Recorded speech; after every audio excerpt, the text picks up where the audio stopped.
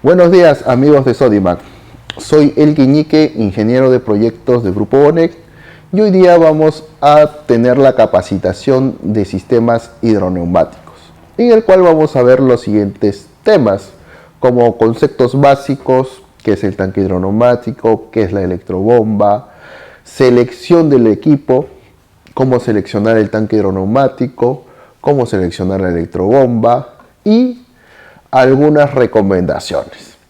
Conceptos básicos. Bueno, nosotros debemos tener algunas nociones de hidráulica para poder entender mejor lo que es la instalación, ¿no? Que lo vamos a ver al final. Estas nociones básicas es como qué es una succión positiva, qué es una succión negativa, qué es el caudal, qué es el ADT, qué es las pérdidas, qué son las pérdidas por tubería, qué es una electrobomba, qué es un tanque hidroneumático. Son conceptos que nosotros debemos dominar. Por ejemplo, succión positiva. ¿A qué se llama succión positiva? Como ustedes pueden ver en la diapositiva, tenemos nosotros dos dibujos de dos bombas instaladas. A la izquierda nos dice succión positiva y a la derecha nos dice succión negativa. Nos damos cuenta que la succión positiva se diferencia de la succión negativa en el nivel del agua. Por ejemplo, la succión positiva, el nivel de agua está por encima del nivel de la bomba. A eso se llama succión positiva, porque el agua ejerce una presión positiva hacia la bomba. A la derecha, en la diapositiva, tenemos la succión negativa. Como vemos, el nivel del agua está por debajo del nivel de la bomba. A esto se llama una succión negativa porque la bomba tiene que succionar el líquido. ¿Correcto? Esto nos va a ayudar a comprender mejor cuando nosotros indicamos una succión de cada electrobomba. Cada electrobomba, según su fabricante, puede succionar hasta cierta altura negativa. Por ejemplo, las periféricas pueden succionar hasta 8 metros. Las centrífugas, como la CPM, pueden succionar hasta 7 metros. Y las autocebantes, como la JSBW, pueden succionar hasta 9 metros. Entonces es muy importante tener claro este concepto básico de succión positiva y succión negativa. Ahora vamos a ver lo que es el caudal. Como vemos en la diapositiva, el caudal es la cantidad de fluido que circula a través de una sección del ducto o tubería. También puede ser una cañería o un río o un canal por unidad de tiempo. En otras palabras, el caudal es la cantidad de fluido, el volumen de fluido que pasa por un determinado tiempo.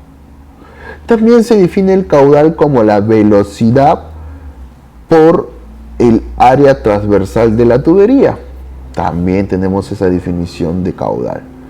Pero la más común es el volumen de agua que pasa por un determinado tiempo. ¿Y cómo es esto? Digamos que yo tenga un balde de 10 litros. Tengo un baldecito de 10 litros. Prendo mi bomba y esta bomba llena ese tanque de 10 litros o ese balde de 10 litros en un minuto.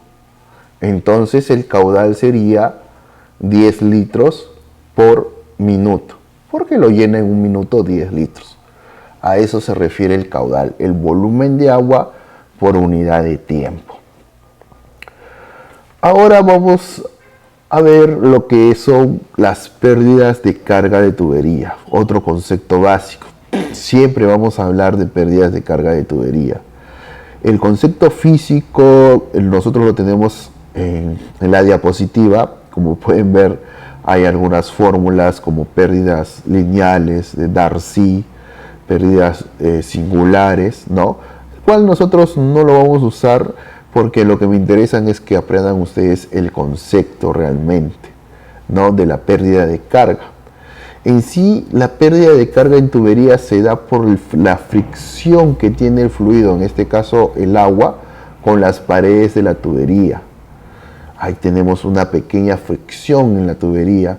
Eso va a generar pérdidas de carga. Y mientras la tubería tenga un menor diámetro, genera más fricción, más pérdidas de carga. ¿Correcto? A eso lo vamos a llamar pérdidas de carga. Entonces, en nuestro cálculo, cuando lo veamos más adelante, cuando yo les indique pérdidas de carga, ustedes van a imaginarse las tuberías y adentro que el fluido está pasando, y al pasar por las paredes de la tubería se genera una pérdida de carga. Entonces lo que me va a interesar es la longitud de la tubería. La longitud de la tubería me va a interesar para las pérdidas de carga. Y como les indiqué, el caudal o la velocidad por lo que pasan por estas tuberías, el caudal, aun cuando es mayor el caudal, se producen mayores pérdidas de carga. Mucho cuidado ahí. Nosotros vamos a indicar una tablita donde están los caudales para que estas pérdidas de carga sean las mínimas.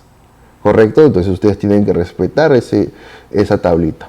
Esa tablita te va a decir, por ejemplo, yo tengo una tubería de 1 pulgada y por 1 pulgada puedo pasar un caudal de 60 litros por minuto. Si paso más de 60 litros por minuto, las pérdidas de carga van a ser muy grandes. Por lo tanto, en mi cálculo, cuando calcule el ADT, que lo vamos a ver más adelante, mis pérdidas serán mayores. Entonces mi bomba debe ser mucho más grande para poder con esas pérdidas. Entonces, si yo respeto el cuadro que yo tengo, donde me indica el caudal por diámetro de tubería, no voy a tener ningún problema y tampoco voy a tener que hacer todas estas fórmulas para calcular las nuevas pérdidas. Correcto. Ya sabemos lo que es la succión negativa, la succión positiva, ya sabemos lo que es el caudal, ya sabemos lo que son las pérdidas por tubería. Ahora vamos a entender lo que es el concepto de altura dinámica total o ADT. Como vemos en las diapositivas, el ADT es bueno, en esta ecuación que ustedes ven realmente, es la suma de la altura estática más la altura dinámica más una presión residual realmente. Pero ¿qué quiere decir todo esto? Altura estática, altura dinámica, algunos lo llaman cabezal estático, tiene diferentes nombres, ¿no? En sí, realmente la altura dinámica total es el punto calculado donde se encuentran todas las pérdidas por tubería, accesorios, más las pérdidas por altura geodésica, por diferencia de nivel, más las pérdidas, digamos, en la succión, más la carga estática de succión, más lo que tenemos en la presión nominal al final. ¿Correcto? Mejor dicho, una presión residual al final, con lo cual nosotros queremos llegar. Ahora vamos a explicar más adelante cómo vamos a interpretar esta altura dinámica total. Bueno, como les indicaba, la altura dinámica total va a depender de la altura estática más las pérdidas por tubería más una presión residual. Pero para entenderlo mejor, ¿qué es la altura estática? La altura estática es la altura vertical con lo cual nosotros vamos a alzar el agua. No el recorrido de tubería, sino la altura vertical. Por ejemplo, si yo tuviera una casa de 5 pisos, a mí lo que me importaría en la altura estática sería la altura vertical. Si son 5 pisos, 3 metros por pisos, la altura estática sería 15 metros. ¿Correcto? Esa sería la altura estática. Ahora, la altura estática en la succión depende de la succión de la bomba. Por ejemplo, esta es una succión. Tenemos la válvula de pie, tenemos la tubería y el agua en la succión, digamos que llega hasta un punto determinado. Desde ese punto hacia arriba, donde ya no hay agua y solamente tubería, hasta donde llega la entrada de la bomba sería mi altura de succión, que comúnmente a veces es 1 metro, medio metro, metro y medio, dependiendo de la cisterna. Esa sería mi altura de succión. Esa altura de succión más la altura de elevación desde la descarga de la bomba hasta el último punto, por ejemplo, puede ser un tanque, esa sería mi altura Ahora vamos estática a ver la en la definición descarga. de electrobomba. Sumado esos dos, me da mi altura estática. Siempre debemos saber. Luego sigue la altura por pérdidas. Como les dije al inicio, las pérdidas de tubería es cuando el fluido pasa por dentro de la tubería y fricciona con la pared de la tubería. Un concepto físico. Entonces yo debo sumar todas esas pérdidas. En sí nosotros lo vamos a calcular siempre como un 10 o 20% de la longitud de tubería. Porque acuérdense que la tubería no es vertical. A veces la tubería tiene un codo, dobla, sigue subiendo, viene por acá, la bomba, como lo haya colocado el gasfitero. Por lo tanto, esas pérdidas yo lo voy a calcular como el 10 o el 20% una electrobomba del recorrido de tuberías. Va acompañado de un motor eléctrico, siempre electrobomba con motor eléctrico. Si fuera con un motor diésel, sería una motobomba. Si fuera con paneles fotovoltaicos, sería una bomba solar, ¿correcto? Entonces, dependiendo de con quién esté acompañada la bomba, se le da el nombre: electrobomba, motobomba, bomba solar. En este caso estamos viendo lo que son las electrobombas. Otro concepto básico que debemos entender es el tanque hidroneumático. Su función es guardar una cierta cantidad de agua a presión y estabilizar el sistema. Mientras más grande sea el tanque, tendremos una mayor cantidad de agua almacenada y la bomba encenderá menor cantidad de veces y por periodos más prolongados. Esto ayuda a que el desgaste del motor sea menor. ¿Y por qué sea menor? Porque una electrobomba, cada vez que prende en un arranque directo o enciende un arranque directo, hay un amperaje máximo en su encendido que aproximadamente 5 o 6 veces el amperaje nominal de la bomba. Esos amperajes golpean el motor eléctrico, y si una bomba está prendiendo y apagando por varias veces, ¿no?, entonces esto puede malograr la electrobomba. El fabricante para cada motor eléctrico te va a indicar cuántos encendidos por hora puede realizar una electrobomba, ¿correcto? Depende ya del fabricante y de los motores, ¿no? Pueden ser 10 a 15 a 20 encendidos por hora, y el cual también a nosotros nos ayuda para poder dimensionar el equipo hidroneumático. ¿Por qué? Porque si tenemos una bomba pequeña, por ejemplo, o un tanque pequeño de 24 litros, digamos, y tenemos una bomba que nos da 50 litros o 50 litros por minuto, eso significa que va a llenar el tanque en 1 minuto o menos, porque acuérdense que llena solamente el 30% del tanque, o sea que lo va a llenar en 40 segundos, aproximadamente 40 o 30. Entonces la bomba va a estar prendiendo y apagando, prendiendo y apagando, prendiendo y apagando, y se puede malograr. En cambio, si le pongo un tanque de 200 litros a 50, ya la bomba descansa 4 minutos a 6 minutos para prender, pero va a demorar más en llenar el tanque. Ahora, si el tanque es de 500 y es demasiado grande para un sistema pequeño, entonces yo abro un caño y la bomba nunca va a prender y va a demorar más en, en trabajar el tanque, porque la presión va a bajar, va a demorar más, no se va a reactivar, entonces va a haber problemas. Es por eso que se debe seleccionar el tanque hidroneumático correctamente.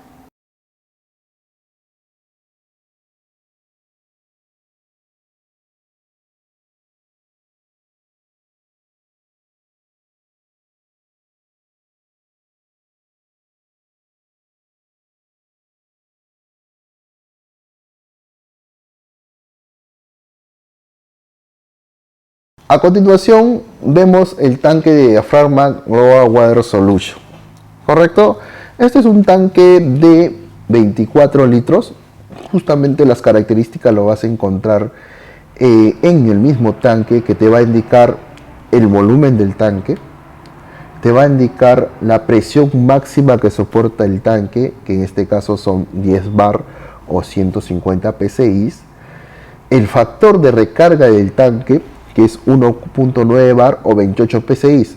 Esta es la presión de precarga del tanque, o sea, la presión del aire dentro del tanque es de 28 psi. Y también vas a encontrar el dato del test de presurización, que es 207 psi. ¿Correcto? 207 psi ha sido probado este tanque. Entonces, si nosotros tenemos como presión máxima 150 psi, no vamos a tener ningún problema. Si nos pasamos a 160 o 170, el tanque no va a explotar, porque su test de precarga ha sido 207 psi. Pero eso no significa que lo vamos a trabajar a más de su presión de trabajo. Su presión de trabajo como máximo debe ser 10 bar o 150 psi. ¿Correcto? Si el cliente necesita un tanque de mayor presión, tendríamos que darle otro tipo de tanque. Muy bien. Este tanque Global Water Solution de diafragma, nosotros vamos a encontrar en la parte superior una piscina, como la del carro o la de bicicleta, como ustedes pueden ver. Ustedes pueden medir la presión del tanque justamente con un medidor de presión que usan para medir el tanque de su llanta de carro o de su bicicleta. Igualmente, presionan y miden la presión del tanque. ¿Correcto? Y miden la presión del tanque. Esto nos va a servir a nosotros adelante para poder setear el tanque correctamente. Nosotros siempre debemos setear el tanque de acuerdo a la presión del trabajo, que lo vamos a ver más adelante para que este tanque pueda trabajar correctamente. Y en ese caso nos va a ayudar el presostato y el manómetro. Correcto. Otras características que tiene el tanque Global Water Solution, que es muy diferente a otros tanques que tienen una pintura automotriz. Es por eso que este tanque no se va a oxidar así de simple como otros tanques que tienen una pintura epóxica. Esta tiene una pintura automotriz igual como lo de los carros. ¿Para qué? Para que pueda resistir a ambientes muy fuertes, ¿no? Digamos, yo lo podría hasta instalar cerca a la playa y no le va a suceder nada. Su conexión es en acero inoxidable. Su conexión es en acero inoxidable de 1 pulgada. Su conexión es en acero inoxidable de 1 pulgada. Ahora ya hemos visto el tanque, ya hemos visto sus características de este tanque. Ahora vamos a ver en sí cómo funciona. Como les indiqué al inicio, este tanque tiene una presión de aire de 28 psi. Se conecta de frente a la electrobomba, como lo hemos visto en la imagen anterior. Y cuando la electrobomba enciende o prende la electrobomba, la bomba va a generar una presión y va a inyectar caudal a este tanque. Claro que la bomba tiene que tener una presión mayor a la presión del tanque, porque si no, no va a ingresar el fluido. ¿Correcto? Digamos que la bomba ingresa con una presión de 30 psi. Entonces comienza a llenar el tanque de agua hasta llegar a un equilibrio de almacenamiento, donde tenemos un volumen de agua y un volumen de aire. En ese momento la electrobomba apaga. Luego, cuando ustedes abren un aparato hidráulico, por ejemplo una ducha, lo que vas a ver es una diferencia de presiones y por lo tanto la presión de aire va a empujar al volumen de agua que está dentro del tanque. ¿Para qué? Para tener presión y caudal dentro de esa ducha o de un caño o cualquier aparato hidráulico. Y luego que comienza a expulsar el agua del tanque, la bomba vuelve a encender y se vuelve a repetir el ciclo.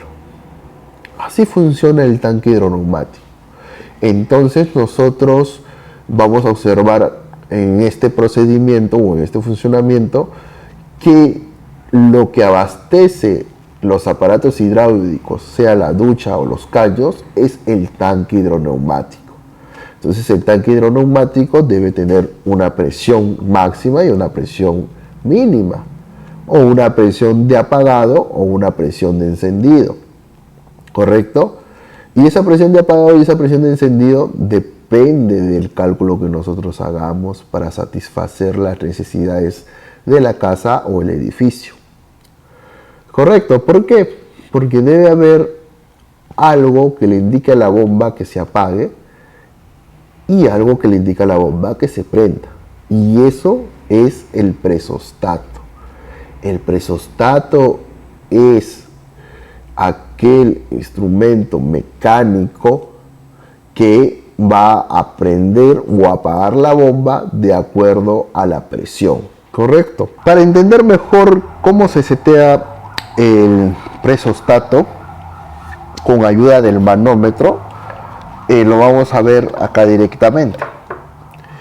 En primer lugar, ustedes deben saber que el tanque, la presión de aire, siempre se setea a 2 psi menos de la presión de arranque de la bomba. ¿Correcto? Ahora ustedes deben saber que el presostato se setea siempre con un diferencial de 20 psi sobre la presión de arranque. Por ejemplo, si la presión de arranque fuera 20 psi, la presión de parada es 40 psi. Si la presión de arranque fuera 30 psi, la presión de parada son 50 psi. ¿Correcto? Entonces va a depender de la presión de arranque y la presión de parada.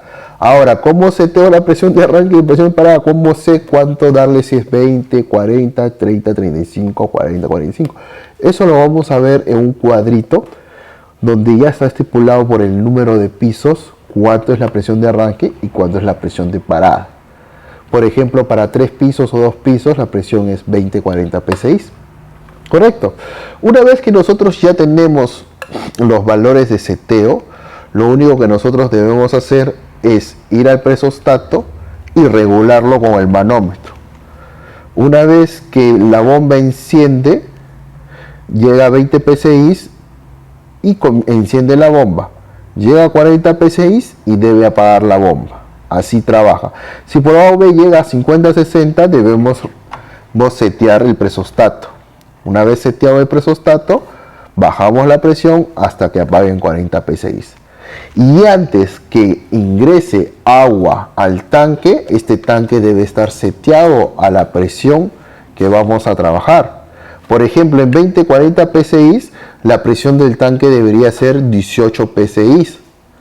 18 psi, pero el tanque viene precargado con 28 psi. Lo que tenemos que hacer es sacar el aire del tanque hasta llegar a 18 psi. Cuando llegamos a 18 psi, recién prendo mi bomba, ingreso agua y seteo mi presostato con la ayuda del manómetro. Mucho ojo. ¿Por qué? Porque si yo lo dejo en 28 psi y quiero setearlo en 20-40, no voy a poder ingresar agua hasta que la bomba llegue a 29 o 30 psi. Va a ingresar muy poca agua, va a haber una descompensación.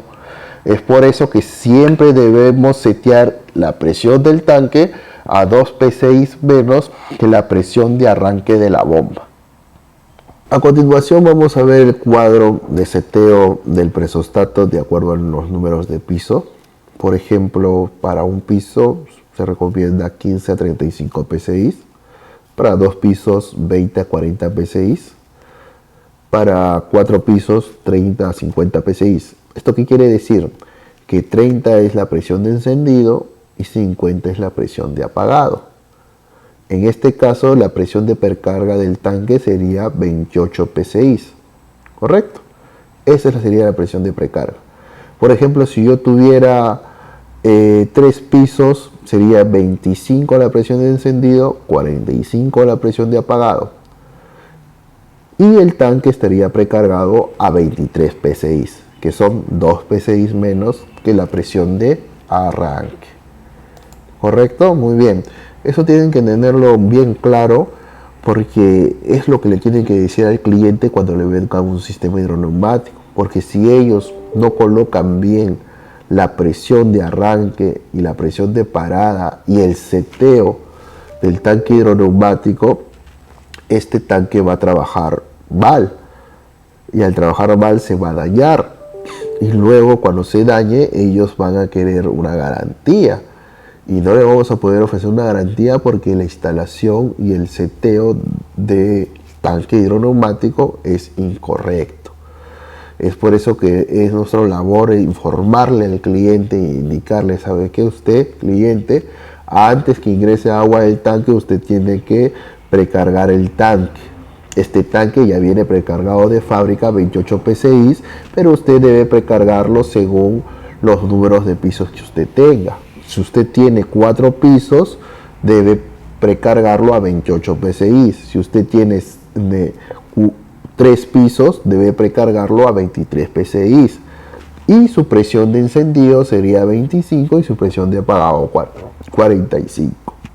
Con este cuadro que ustedes observan en la diapositiva, podrán orientarlo mejor a su cliente. Ahora nosotros vamos a ver lo que es el tanque hidroneumático, ¿no? En sí, ¿no?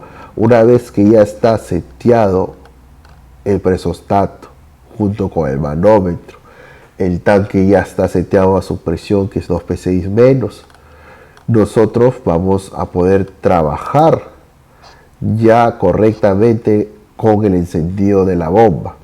Acuérdense siempre, antes del encendido de la bomba deben purgar la bomba, porque si no lo purgan, aunque ustedes hagan bien todo el procedimiento del sistema hidroneumático, la bomba no va a trabajar. Bien importante, siempre llenarla de agua la cámara hidráulica. Pueden llamarlo purgar o cebar la bomba, sacar ese aire que está en la hidráulica. Una vez que ya lo purgaron, ya lo cebaron, encienden su equipo y el equipo va a estar trabajando automáticamente. Ya no se necesita supervisarlo. Cada vez que llegue a 40 PSI se va a apagar la bomba y cada vez que baje a 20 PSI se va a prender la bomba. Ahora vamos a ver hidráulicamente en la curva de la bomba cómo funciona este prendido y apagado. Por ejemplo, tenemos acá la curva de la PluryJet 300, una bomba autocebante multietápica horizontal, y vemos que tenemos 2 puntos rojos. En esos 2 puntos va a trabajar la bomba. Cuando la bomba baje a 20 PSI, que aproximadamente son unos 14.5 metros, ahí va a encender la bomba. Cuando la bomba encienda, va a dar un caudal y va a comenzar a aumentar la presión del tanque hasta que apague en 40 PSI, que aproximadamente son 28 metros. Ahí apaga la bomba y luego va a volver a bajar la presión hasta volver a encender la electrobomba. Así trabaja hidráulicamente la bomba. Ahora los encendidos y los apagados constantes va a depender del volumen de la bomba, el cual lo vamos a ver más adelante cómo seleccionar estos equipos.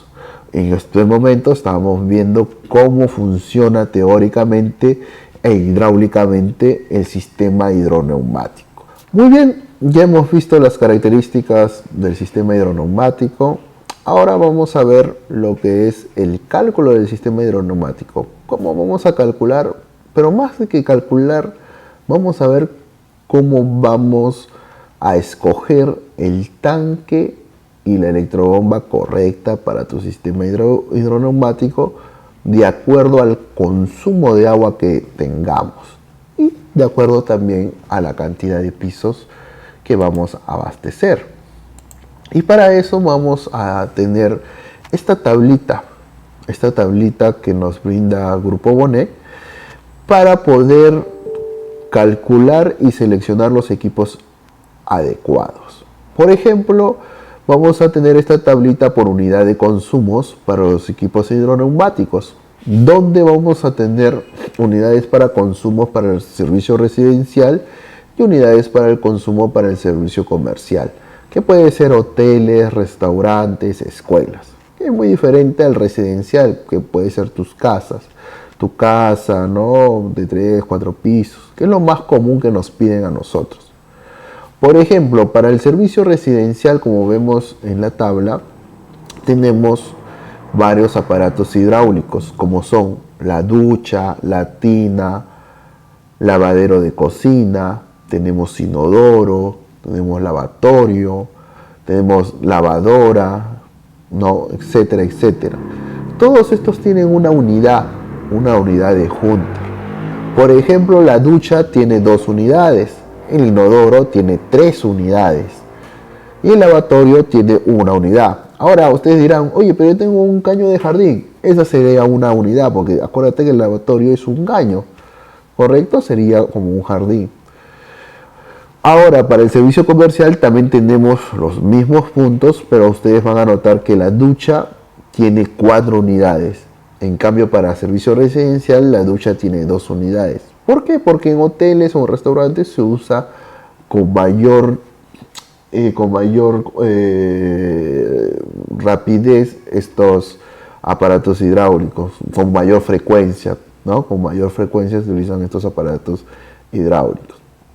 Ahora nosotros, para poder calcular la bomba y el tanque hidroneumático, vamos a necesitar contar cuántos aparatos hidráulicos tenemos.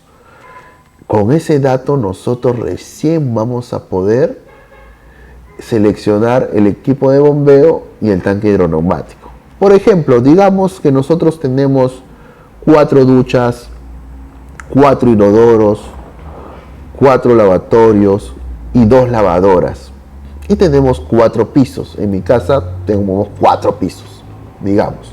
O sea, ya tengo esos 2 datos, los 4 pisos y la cantidad de aparatos hidráulicos que hay en mi residencia. Entonces yo le aplico las unidades de consumo de Hunter y digo, bueno, tengo 4 duchas. Cada ducha son 2 unidades. Como son 4, tendría 8 unidades de Hunter. Luego, son 4 inodoros. Cada inodoro es 3 unidades de Hunter. Por lo tanto, serían 4 por 3, 12 unidades. Tengo 4 lavatorios. Cada lavatorio es 1 unidad.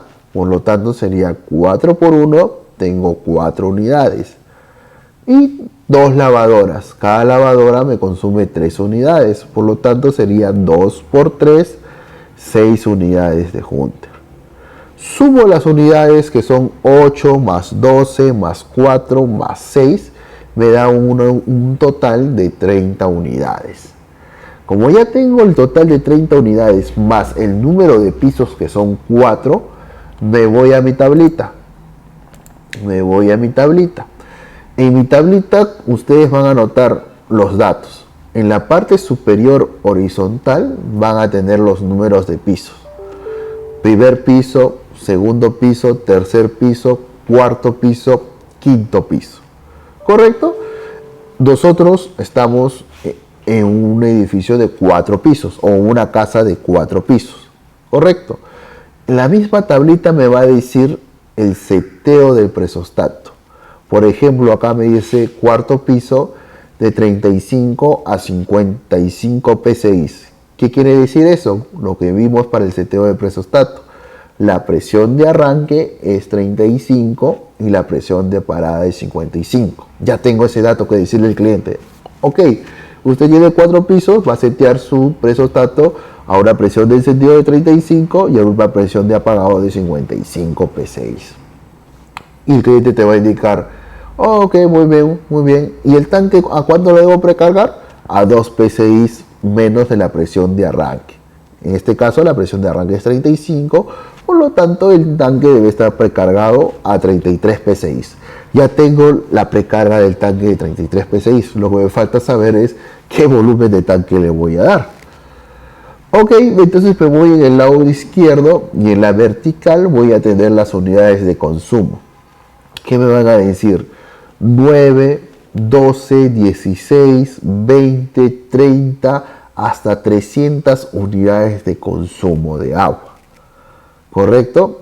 Entonces yo me voy a mi cálculo que hice inicialmente y me salió 30 unidades de consumo. Entonces ubico el número 30.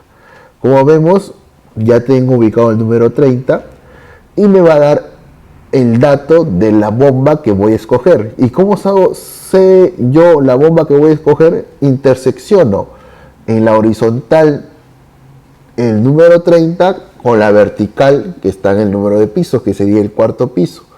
Y la intersección me cae en la bomba JSW con un tanque de 200 litros. Entonces ya sé el volumen del tanque, que es 200 litros, y ya sé el modelo de la bomba Pedrolo, que es una bomba autocebante JSW 3CM. ¿Correcto? Y la potencia de la bomba, bueno, voy y busco el catálogo Pedrolo, el modelo JSW 3CM, y me dice la potencia de la bomba. Correcto. Muy bien, ya tengo la bomba, ya tengo el tanque, ya tengo el presostato, qué puntos lo voy a setear, 35, 55 PSI, y ya tengo el seteo del tanque, que es 33 PSI. Todos esos datos me lo da la tablita. Ahora, si el cliente te pide y te dices, ¿y con qué diámetro de tubería debo instalar mi equipo hidroneumático? En la misma tabla te va a indicar el diámetro de tubería. Si tú ves al costado de las unidades de consumo, te dice diámetro de tubería matriz. En este caso es 1 pulgada. Entonces tú le debes decir a tu cliente que el diámetro de la tubería matriz es 1 pulgada. ¿Correcto? Entonces ya tienes el dato también de la tubería.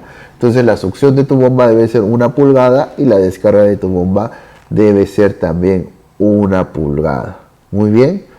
Entonces, repasando, hice mi cálculo, mi cantidad de aparatos hidráulicos que tengo, duchas, inodoros, lavatorios, caños, etc. Sumo las unidades de Hunter. Una vez que ya tengo las unidades de Hunter sumadas, veo cuánta cantidad de piso hay, intersecciono y tengo la bomba, tengo el volumen del tanque y tengo el dato del diámetro de tubería que voy a usar para este sistema de hidroneumático. Ahora, nosotros, ¿qué más debemos venderle aparte del tanque y la bomba? El presostato. ¿Qué más debemos venderle? El manómetro. ¿Qué más debemos venderlo? Si es un tanque pequeño, le podemos vender la válvula de 3 vías. ¿Qué más debo venderle? La válvula de pie. Como ya sé que es de 1 por 1, le tengo que vender una válvula de pie de 1 pulgada. También, ¿qué más debo venderle? Le debo vender el automático de nivel. Muy importante el automático de nivel Luise. Este automático de nivel Luise nos va a servir para que la bomba no succione aire cuando el nivel del agua descienda. Acuérdate que estos equipos deben ser instalados en una cisterna, ya sea con succión negativa o succión positiva. Y cuando la bomba comienza a succionar y descargar volumen de agua, el nivel de cisterna comienza a disminuir. Entonces debe haber un aparato, que en este caso es el automático de nivel, que pare la bomba cuando el nivel del agua esté muy bajo. ¿Y cuándo muy bajo? No debe bajar por debajo de la válvula de pie. Debe estar siempre encima de la válvula de pie para que no absorba aire. Entonces, cuando la boya del automático de nivel esté abajo, ¡pum!, va a apagar la bomba. ¿Correcto? Y una vez que ya apague la bomba, va a volverse a llenar tu cisterna y el nivel de la boya va a estar arriba y la bomba ya va a estar energizada para que vuelva a prender. Pero eso no significa que si la boya está arriba, la bomba prende automáticamente. Eso va a depender de la presión que esté seteado en tu presostato. ¿Correcto? De la presión que esté en el presostato. Muy bien. Ahora, nosotros debemos entender que el tanque hidroneumático, como lo dijimos al inicio, es un acumulador de agua. Perfecto. Una vez que llega a su presión máxima, la bomba apaga y el tanque es el que le va a dar presión y caudal a la casa o al edificio. ¿Correcto? Por A o B, digamos, si se va la luz, la bomba eléctrica ya no va a funcionar, pero vas a tener agua en tu tanque hidroneumático. Vas a tener agua en ese tanque hidroneumático. Por lo tanto, ustedes abren un caño y el tanque hidroneumático le va a dar presión y caudal, aunque la bomba no encienda, hasta que se acabe el agua del tanque hidroneumático. ¿correcto? Mucho ojo con eso, porque a veces pensamos que se va la luz y ya no tenemos agua, sí vamos a tener agua en el tanque hidroneumático, ¿correcto? Va a funcionar todavía ese tanque hidroneumático. Y si seguimos los pasos que nosotros hemos explicado, vamos a tener un buen volumen de agua en ese tanque hidroneumático para que nos pueda durar, ¿correcto? Una vez que se restablece la corriente, de nuevo comienza el ciclo del sistema hidroneumático. Vamos a tener ahí que el sistema hidroneumático va a prender en 20 psi, va a llegar a una presión de apagado y va a repetir ese ciclo. ¿Cuántos arranques por hora puede resistir el motor? Depende del caballaje. Para motores de 1/4 a 2 caballos son 25 arranques por hora. Para motores de 3 a 5 caballos son 25 arranques por hora. Para motores de 7,5 a 15 HP, 20 arranques por hora. Y para motores de 40 a 50 HP, 10 arranques por hora. Mientras más sea la potencia, son menores los arranques por hora, porque el amperaje es mayor. Pero esta tablita que nosotros tenemos, ya hemos hecho todos esos cálculos de los arranques, el volumen del tanque que necesitamos, todo para que ustedes simplemente puedan seleccionar el equipo directamente y rápidamente, para que no se les pase eso de ahí y digan, oye, y acá si un cliente le dice un arranque por hora, no, todo ya está acá ya calculado, ustedes no se preocupen, simplemente ustedes lo único que deben hacer es calcular la cantidad de unidades de Hunter que tienen, la cantidad de unidades por aparatos hidráulicos. En otras palabras, le tienes que decir a tu cliente cuántos inodoros tiene, cuántas duchas tiene, cuántos caños tiene, sumar todos los aparatos hidráulicos, multiplicarlo por su unidad, tener ese valor, irse a la tabla de Hunter e interseccionar el número de pisos con las unidades de Hunter total. Y vamos a tener inmediatamente la bomba que requerimos y el volumen del tanque que tenemos. Listo, amigos de Sodimac, ya hemos aprendido a seleccionar el equipo, hemos aprendido algunas definiciones básicas, hemos visto la instalación, cómo setear el presostato, el manómetro, los accesorios que vamos a instalar en un tanque hidroneumático y el cual debemos también vendérselo al cliente. Y para terminar, vamos a ver algunas recomendaciones. Por ejemplo, siempre debemos proteger la electrobomba contra la intemperie.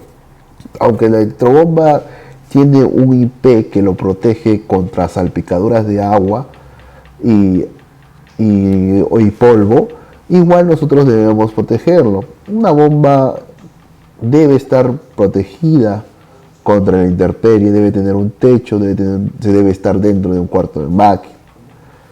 ¿Por qué? Porque esta electrobomba tampoco no puedes colocarlo, digamos, en la azotea, donde juegan los niños, digamos, ¿no? Porque es un motor eléctrico, es un amperaje. Entonces debe estar en un espacio cerrado, donde no ingrese personal no autorizado. Siempre debe ser un cuarto de máquinas, y este cuarto de máquinas debe estar ventilado también porque es un motor eléctrico. No puede ser un cuarto tampoco totalmente cerrado, debe ser un cuarto ventilado para que el motor se pueda refrigerar. Tampoco podemos colocar el motor eléctrico apegado a la pared, debe siempre tener un distanciamiento, unos 5 o 10 centímetros para que se pueda refrigerar este motor eléctrico. Otra recomendación sería para los motores trifásicos. Siempre el giro del motor trifásico, viéndolo desde el motor eléctrico, desde la parte trasera, es en sentido horario, acuérdense siempre. En los motores monofásicos siempre viene en sentido horario y no tenemos problema, pero cuando tenemos los motores trifásicos, el sentido se invierte. Entonces, si ustedes venden motores trifásicos, deben indicarle al cliente que el sentido de giro siempre es el sentido horario, mirándolo desde atrás del motor, como vemos en la diapositiva. ¿correcto?